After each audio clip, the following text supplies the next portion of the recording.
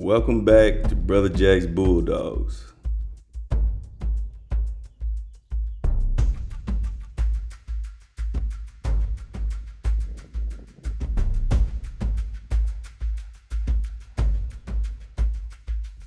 Today, I want to talk about heat tolerance. Over the past few weeks, I've had several conversations about this particular topic.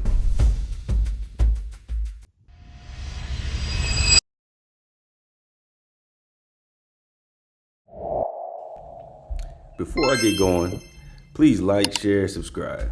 I've seen a lot of people watching the videos and not as many subscribing. Please help me out. Like, share, subscribe.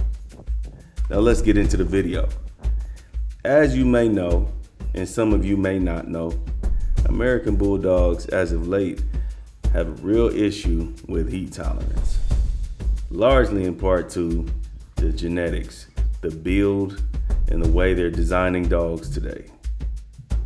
The American Bulldogs was originally supposed to be able to withstand heat, stressful, and strenuous activities.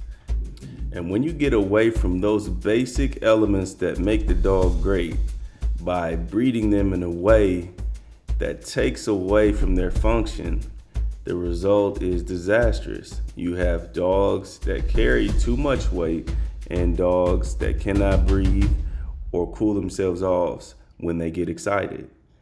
That can pose a problem because the dog can fall into heat exhaustion. The dog can overheat and have a stroke.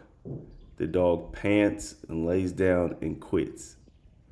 One way to know that the dog has a better chance of being heat tolerant is their nares. Are their nares open and good for breathing? Are they wide open? Another factor that contributes to this is the muzzle length. The muzzle length matters because it helps them cool off and they can breathe better. If they're too puggy and their nares are closed, you're not gonna have a successfully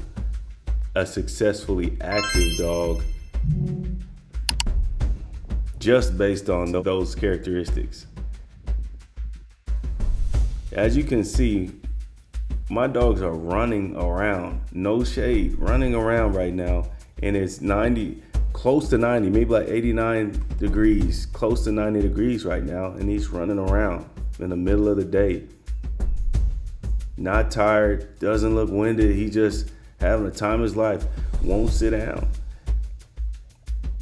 They're in shape, yes, but that's largely part of how they're bred. They stay active, but they have good nares to cool themselves off so they don't stress or strain or struggle in daily activities or even high intensity activities. That's just based on breeding, genetics.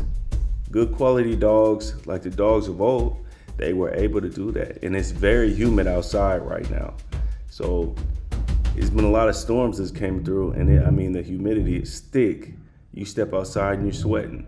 And these dogs are acting like it's, a wonderful fall day. That's the way we like our dogs, because at any given moment we might be on a chase, or if we want to be active, we want to do things, I don't have to worry about cooling them off, bringing them water. I don't have to worry about them tapping out in 5 minutes. They can keep going. They can go as much as I want to go, and I like that. Now, to each their own. I'm not saying there's anything wrong with the other dogs. I'm just saying this is what I prefer from my dogs. They're active, they're functional, and they can withstand the elements just like a normal animal would be able to in the wild. Those characteristics are what we look for. And that's also why I don't get into the game of how big the dog is or how small the dog is or how muscular the dog is and all that, because at the end of the day, for me, if the dog can't move or can move, that's what matters to me. Can the dog move? Okay. Is he moving his weight? Well, okay. Can he not move? I don't care if it's 50 pounds. If you're not built right, if you don't have good nares, you're gonna be 50 pounds and out of breath just the same. So a lot of this has to do with basic anatomy. Look at the functions of the dog and it'll work out. And as always, keep God first and serve Him with all your heart.